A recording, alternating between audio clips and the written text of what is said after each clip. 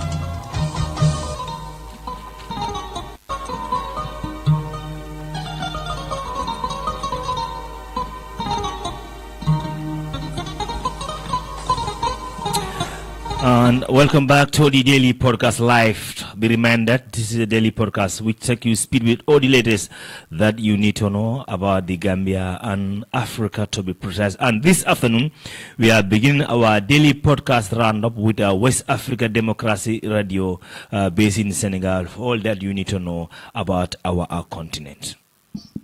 People for the people has actually, in practice, tended to become a government of politicians by politicians for politicians. University of Liberia reaffirms ban on student politics amid rising campus violence. Sahel State Alliance marks 2 years with mixed security outcomes. To be fair, there was a time that the situation was under control. We applauded those gains. But shortly after, hostilities resumed, almost by magic, leading to loss of lives. That must also be acknowledged. Togo summons EU ambassador after European Parliament demands release of Abdulaziz Goma. Details of these stories and more coming up shortly. Christopher Atichu with Newslink. thanks for joining our broadcast and a warm welcome to our listeners within and beyond the sub-region. The world today is commemorating International Democracy Day with the aim of upholding democratic principles such as inclusion and freedom of expression. This year's theme, ensuring effective governance of AI at all levels, highlights the growing importance of artificial intelligence in shaping democratic processes and governance nationwide or worldwide. In view of this, the United Nations is calling for stronger global commitment to democracy, warning that it is increasingly under attack from disinformation, political division, and shrinking civic space. According to the United Nations Secretary General Antonio Guterres, democracy draws its strength from the voices and choices of the people and must remain a force for dignity, inclusion, and peace. Democracy is powered by the will of the people, by their voices, their choices, and their participation. It thrives when the human rights and fundamental freedoms of all are upheld, especially the most vulnerable.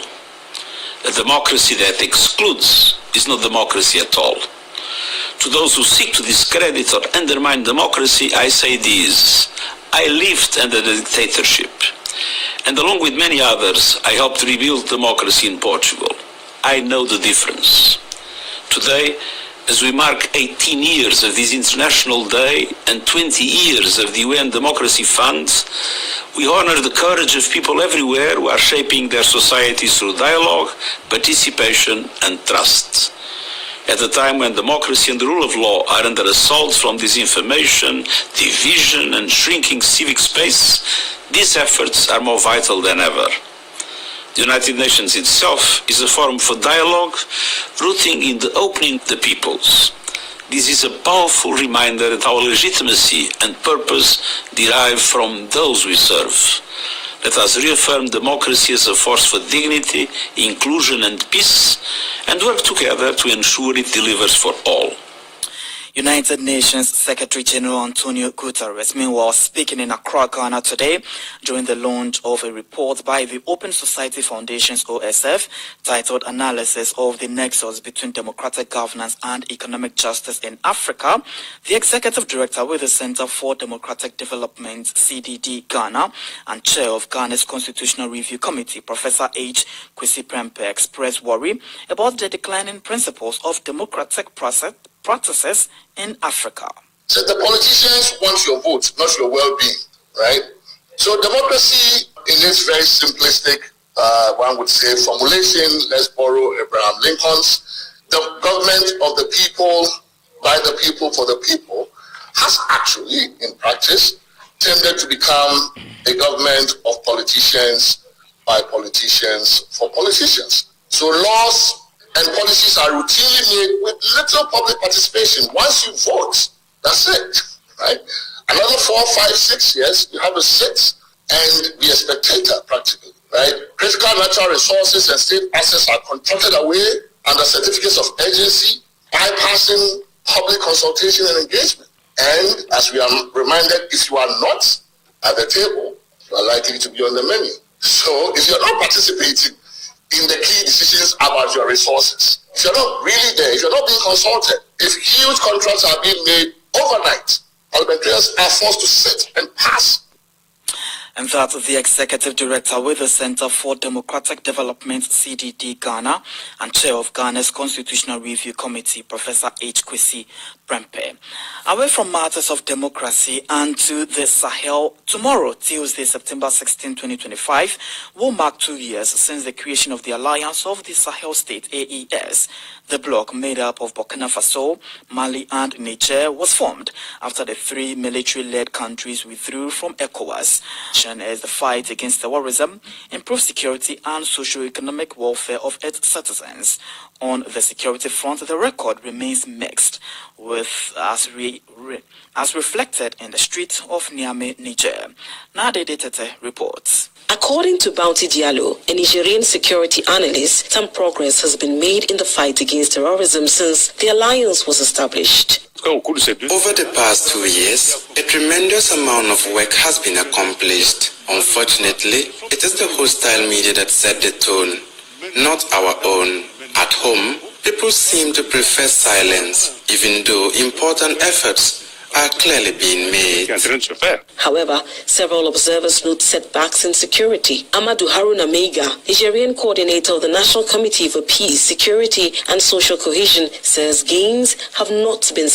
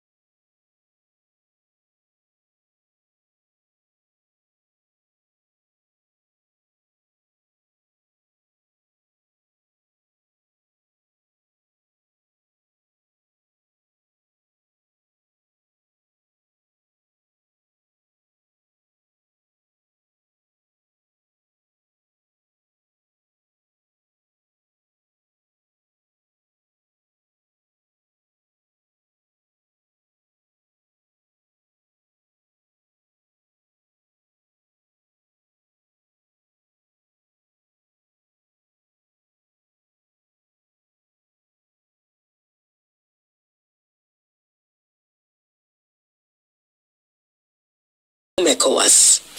Niamey's correspondent Mutala Zubairu's report and presented by Na Dede Tete. In Togo, the Ministry of Foreign Affairs has summoned the European Union ambassador to Lomé following a resolution adopted by the European Parliament demanding the release of Abdulaziz Goma, an Irish citizen. Goma has been in detention since 2018 on charges of conspiracy against the internal security of the state and the criminal association. He is accused of participating in a banned opposition protest in December 2018.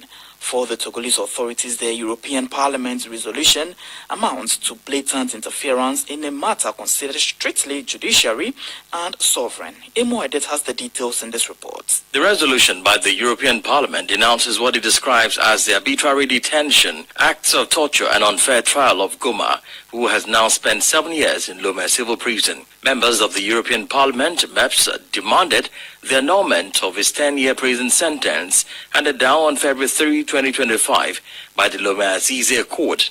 Goma is an Irish citizen of Togolese origin. The European Parliament based its decision on the opinion of the UN Working Group on Arbitrary Detention, which described the case as symptomatic of serious democratic backsliding in Togo, linked to the 2024 constitutional reform. The government's reaction was swift. On Friday, Foreign Affairs Minister Robert Duce summoned EU Ambassador William Siri Jones to denounce what he called blatant interference in a purely judicial and sovereign matter. According to Duce, Togolese justice, independent and in line with international standards, applied the law without undermining the accused's rights. He noted that Goma had access to appeal and medical follow-up, as confirmed by the National Human Rights Commission, CNDH. For Lomé, the European Parliament's resolution violates the principle of non-interference enshrined in the UN Charter and undermines the separation of powers. Goma has been on a hunger strike since August 27, 2025 to protest his detention conditions.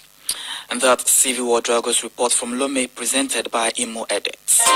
More stories coming up on West Africa Democracy Radio. Newslink continues.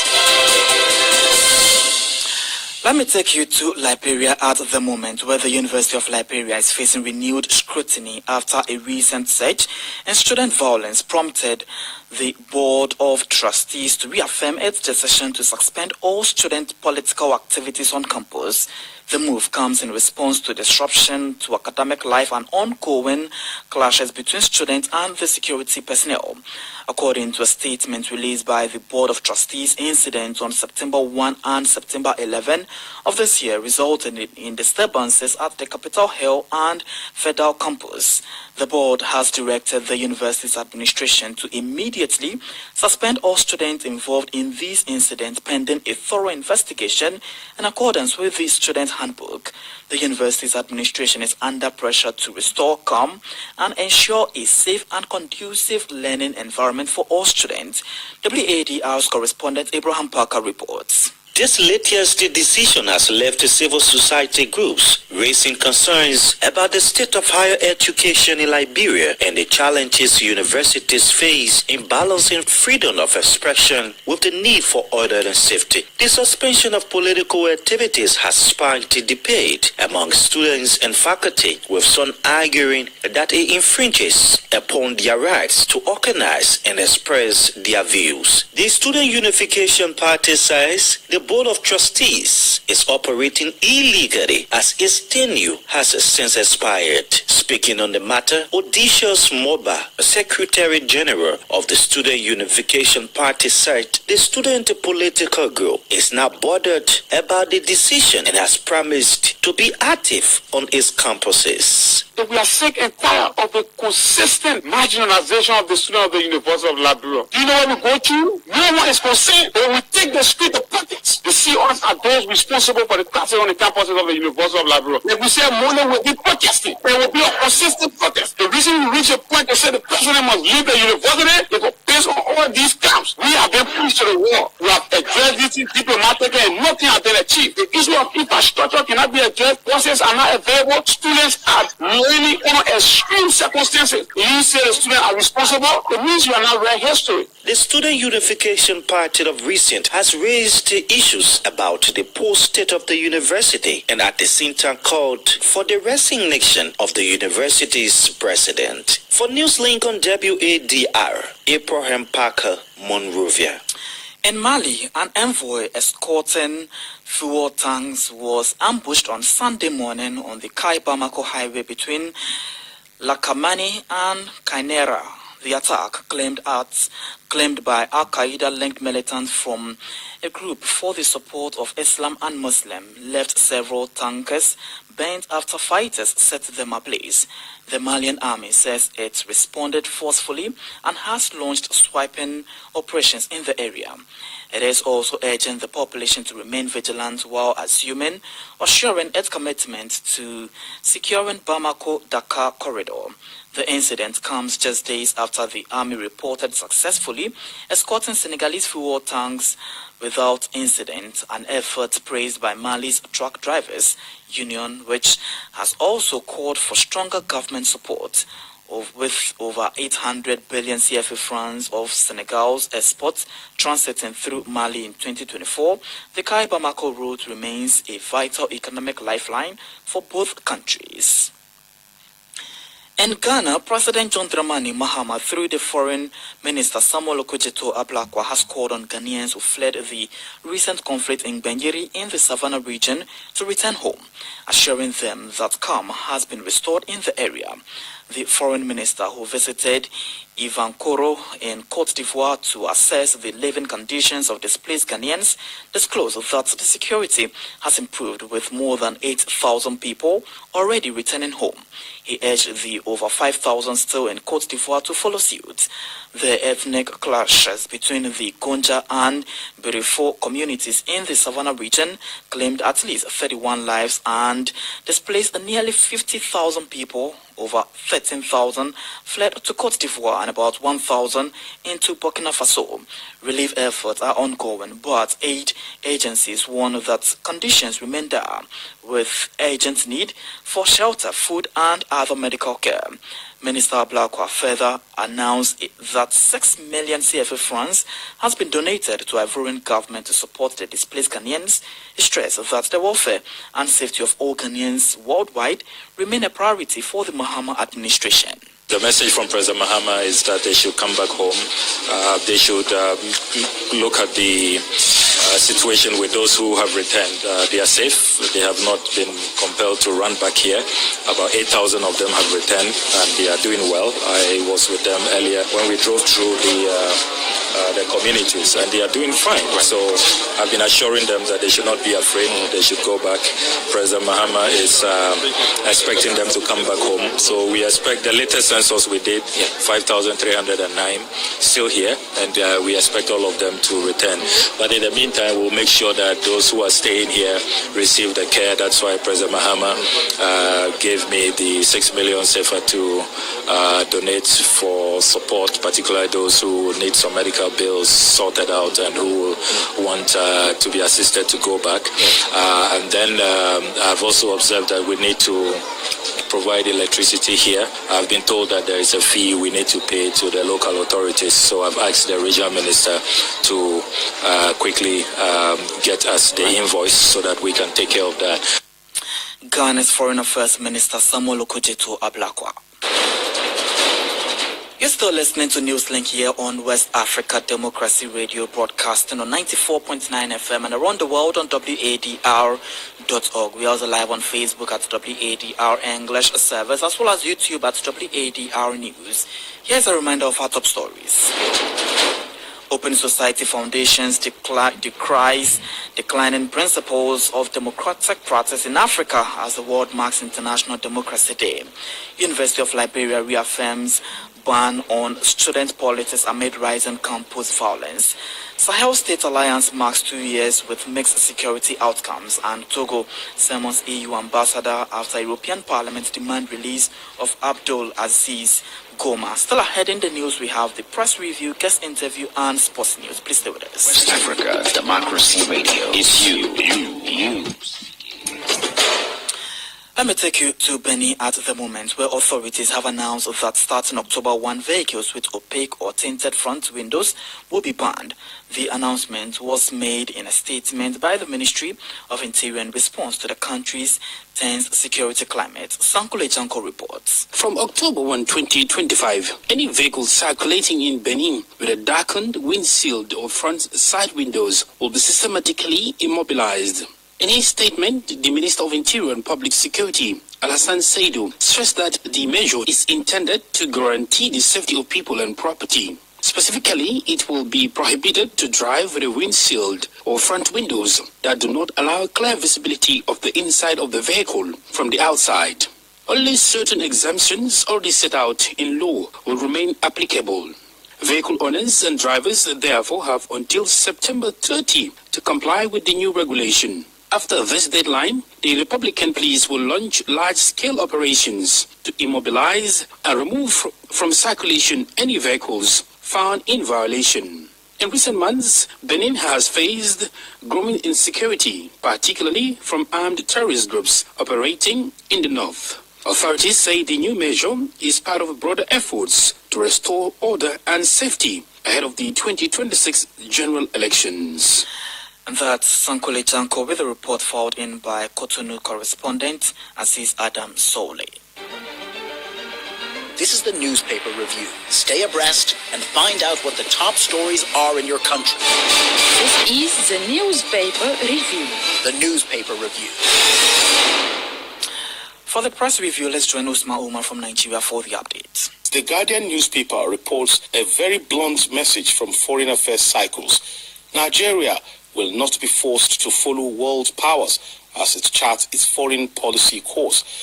This is a stance underscoring Abuja's desire for an independent diplomatic posture in a shifting global order. Quotes senior officials stressing Nigeria's right to pursue national interest in international forums. Staying with governance, Leadership newspaper says the federal government is taking Nigeria's campaign for a seat on the International Maritime Organization Council right to New York and, of course, to the United Nations, and then an effort that is aimed at securing stronger representation for Nigeria's shipping and maritime interest on the world stage. Vanguard also highlights a new Faith Foundation finding.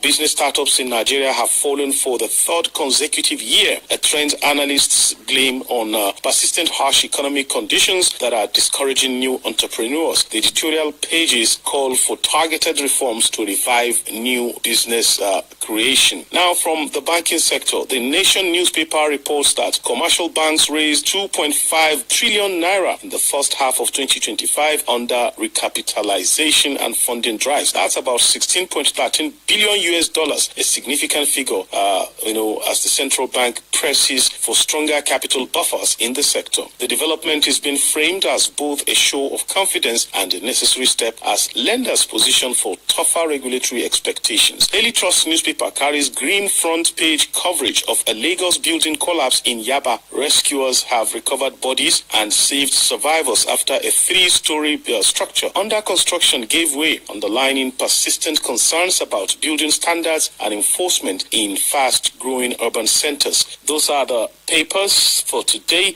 as I now hand you back to the studios. Thank you very much, Usman Umar, for the press review. Politics, analysis on major news, social matters, and all. This is the guest. And with that roundup, we have come to the end of the daily podcast roundup with DW for that massive roundup across the continent. And be reminded, you are listening to the daily podcast live coming to you from King FM 94.7 with me, Alaji Fati. A short break and we'll be back.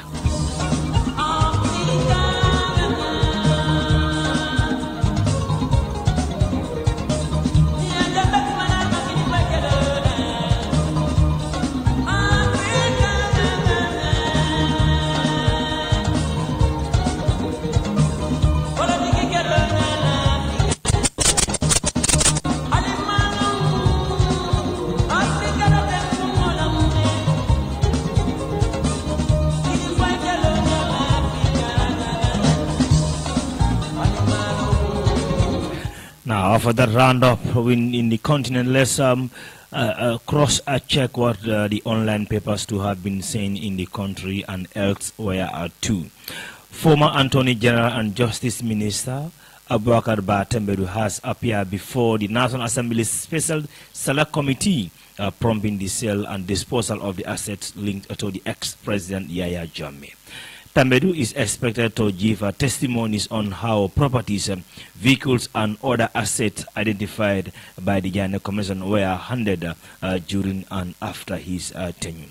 The inquiry follows a growing scrutiny over transparency and accountability in the disposal process as well.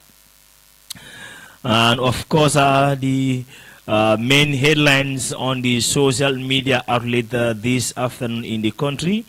The Auditor General of the Gambia, Modu KSCC, has been ordered to desist from entering his office at National Audit Office until further notice, with his office key handed over to police officers on Monday morning. In an exclusive interview with Fatu Network, Binta Ature, the communication specialist at the National Road Authority Audit Office, described the tense atmosphere as both painful clothes and ununiformed officials mooned the ground. Today, that's what we saw at our headquarters. At the discussion, the AG claimed and had with them, they mentioned that he was that he was not to come to work until further notice, until they are advised as how this situation ends. So they avoid any further alteration. AG agreed to leave and then also rescue staff to just stay calm until we knew how things are going unfold. So that is the latest on the social media as well. The Gambia's Ministry of Agriculture has rejected claims it has abandoned farmers in crucial agricultural regional following allegation of negligence. The statement comes in response to the report by the Fourier newspaper on the 10th September, which feature farmers from the Central River region, CRR, who say they had been completely abandoned by the government. And of course, global music star Akon has arrived in Papua New Guinea ahead of the landmark concert making the country's 50th independent anniversary. The performance is set for 17 September at the Sir John Goods Stadium in Port Moresby is expected to draw thousands as part of the nationwide Golden Jubilation celebration. Organizers say the event will highlight national pride and unity through the music. And of course, as we said, those were the stuff. And then we have one article from the PPP executive. The People's Progressive Party, PPP, has issued a strong condemnation of a new law that significantly increased the cost of political participation in the Gambia. warning it creates a plurality where only the wealth can govern. In a statement, PPP leader Usman Madike Fall say the law which raised political party registration to $2 million and safely increase nomination fees for elections strike that very that is a foundation for the democracy. The newly enacted law risks reversing the legacy by creating a system where leadership is determined not by vision, service, or trustworthy, but by wealth. Fall stated, "This is not democracy. It is really not a democracy." He also mentioned there. So those were the roundup on the other side of this. Let's look at Asia. Tens of thousands pro-Palestine demonstration pour into the street of Madrid on Sunday, chanting slogans, waving flags, and demanding police barriers in one of the Spain's largest protests yet against Israel's ongoing military campaign in Gaza. Let's check the other networks too. What has been it's almost virtually the same stories on majority of the papers online this afternoon. But let's try to, as we said, Janneh Commission, which was established by the Barrow government in order to put a proper perspective into the dealings, the financial dealing of the ex-government Jammeh's regime. But the former Justice Minister under Barrow's government, also Tambedu, has faced a lot of criticism regarding the handling of the properties. He's live with the National Assembly Select Committee for this. Let's join them. The current Deputy Speaker requested an audience to see me active of their political orientation. I was there for everyone, not just for a particular section. So I received him in my office, and he came to ask that we unfreeze the APRC bank accounts, because the bank accounts were not Jammeh's, they were the parties, and it was monies in the accounts were the result of contributions from individual members of the party. And he will tell you that I told him I am in principle open to unfreezing the APRC bank accounts if he can bring evidence to me to show that these were indeed the contributions of individual members of the party. That was what I told him. And I was going to do that if he had demonstrated at that point that the APRC accounts were the result of individual contributions from party members. He never came back or produced that evidence, and so the account remained frozen. Just to illustrate that we were open to dealing with people fairly. So what we did, we took a default position and froze all, and then on a case-by-case basis, when people make claims that we thought were meritorious, then we reacted to those claims. So that's what we did to ensure fairness. Okay, I will get back to the assets again. I however, would like to know the assets investigation prior to going to approaching the High Court. Did the government see it as part of rebuilding trust in state institutions after the former regime had taken off? I wouldn't want to claim the role of spokesmanship for the government, because when you say the government, you're now making it a little bit more fluid. Let me tell you what I and my ministry did, what we were thinking about when making those decisions and taking those actions. Sure. You can do that. We would also like to establish one thing. The ministry is not acting in isolation. Absolutely. It acts on behalf of the government. So whatever actions the ministry takes is part of the government. In fact, to even go further, every action that the ministry took at that time was based on a government policy decision.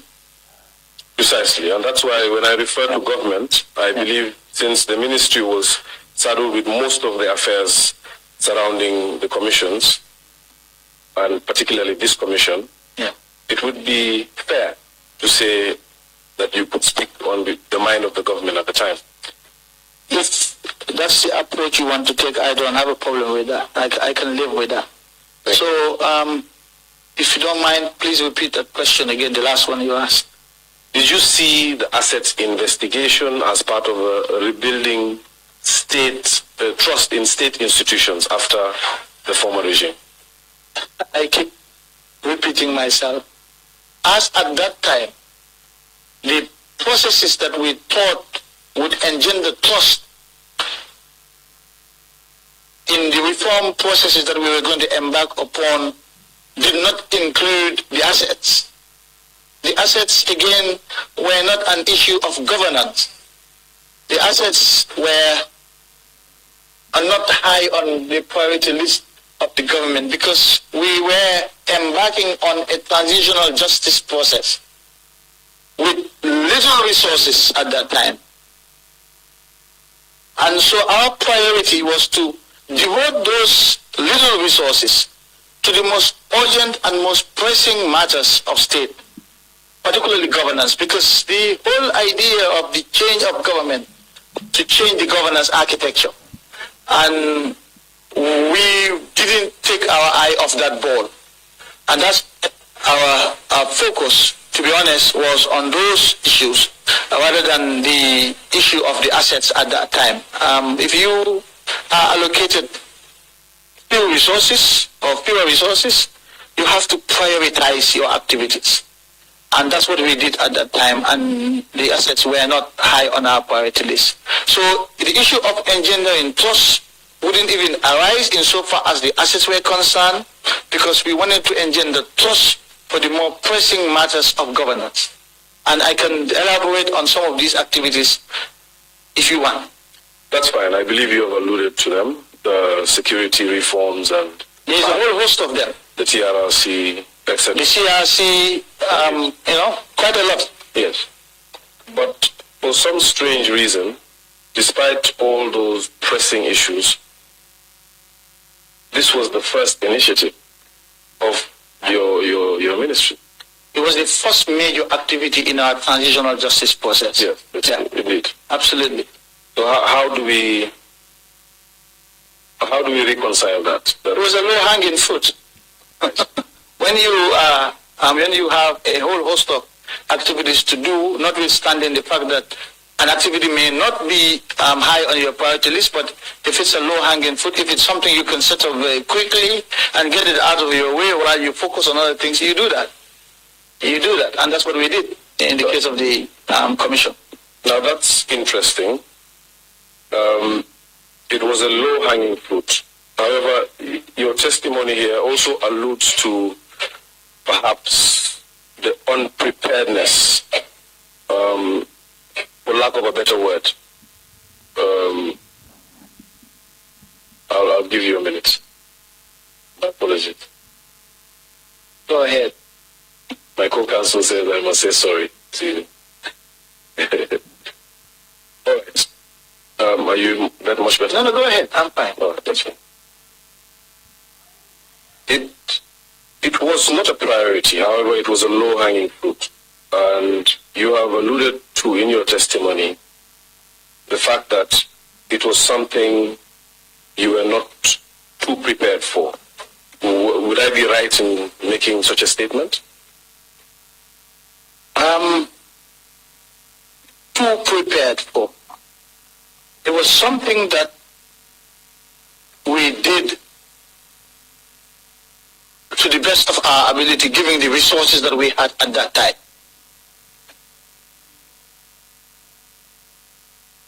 You know, we had a witness here the other day that said, everybody is wiser in hindsight. You can say that again. And I would like to ask, in hindsight, do you believe the ministry was ready or the government was ready to undertake this task? If you were to give us the environment, the same environment today as we had at that time.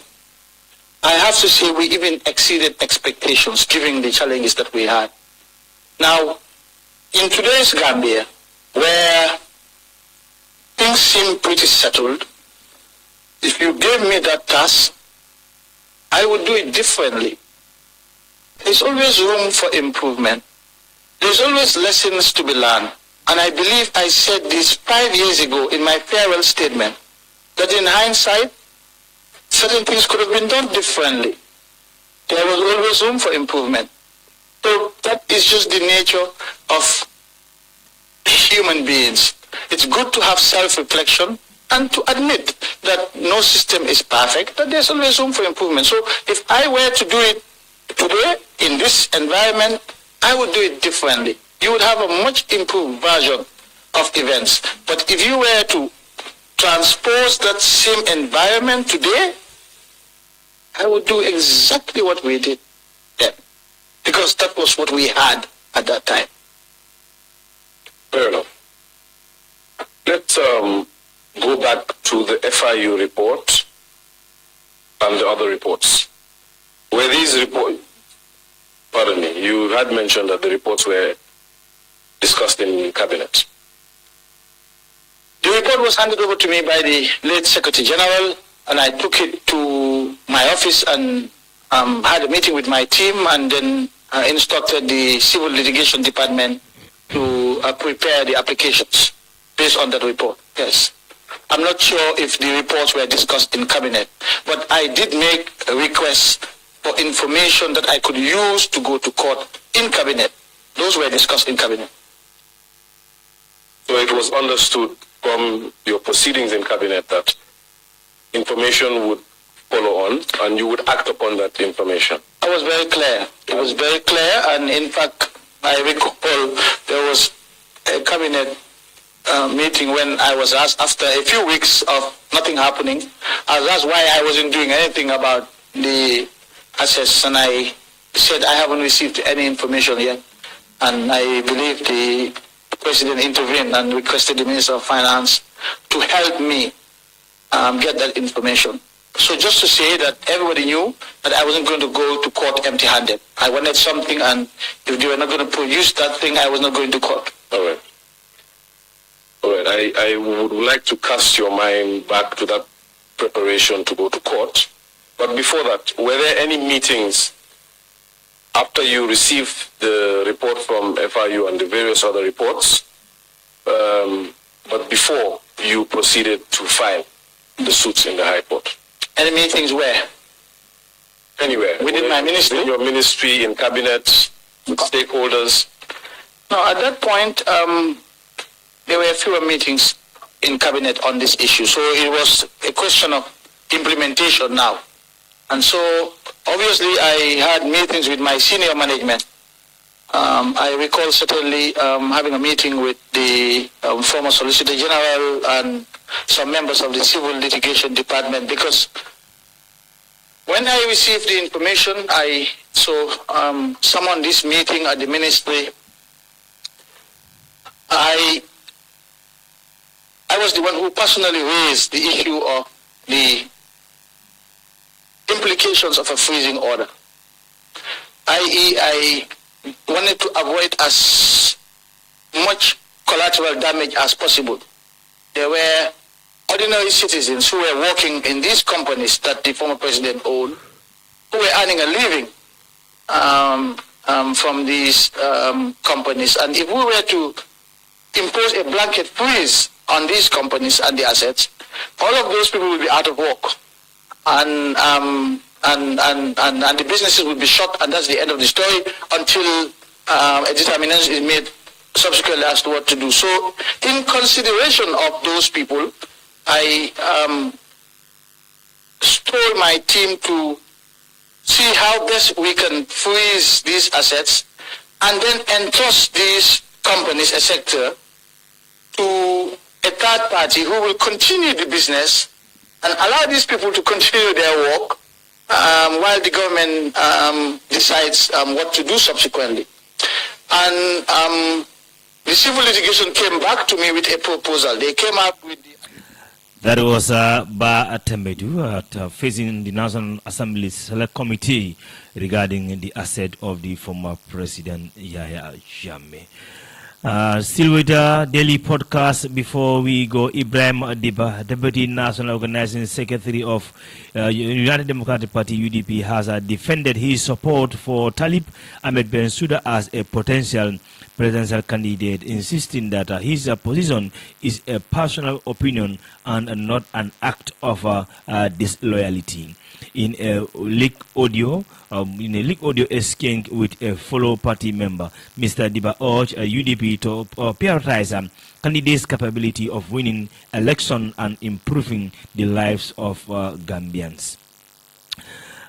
Still with daily podcast, let's try to see what is also happening in the another commission, especially the local government commission, where this afternoon Talib Ahmed Bensouda also is appearing there for more than 7 times.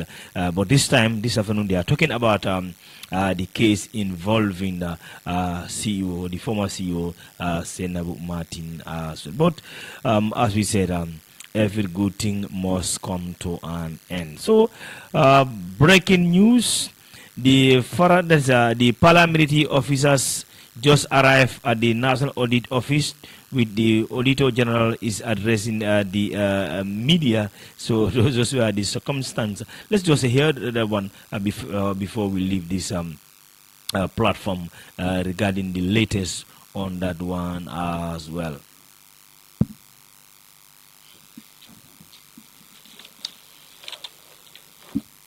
So it's like we don't have a strong internet connection for that one, so we proceed to the next item on the daily podcast. Be reminded you are listening to the daily podcast with me, Alaji Fati, and we take our final break, and when we come, we take you to the next one.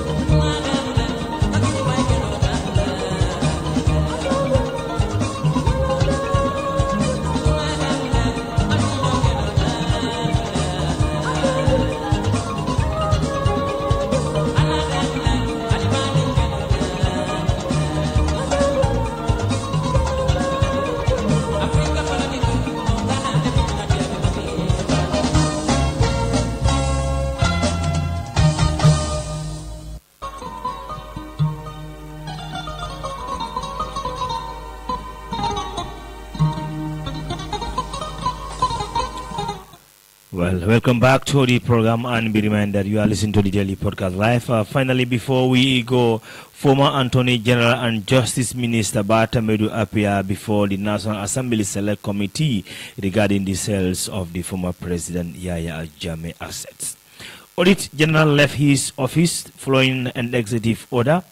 Teenagers arrested with cannabis in Bansang, Basse, and Kartong.